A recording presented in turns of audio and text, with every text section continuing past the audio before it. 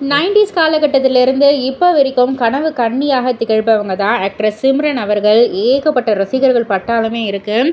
So சமீபத்தில் அவங்க தங்கையை பற்றி ஒரு விஷயத்தை வந்து அவங்க வந்து பகிர்ந்துக்கிட்டாங்க.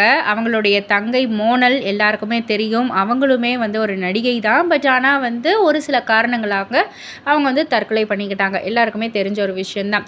ஸோ சிம்ரன் அவர்கள் என்ன சொல்லியிருந்தாங்கன்னா, மோனல் என்னுடைய உடன் பிறந்த தங்கை தான்.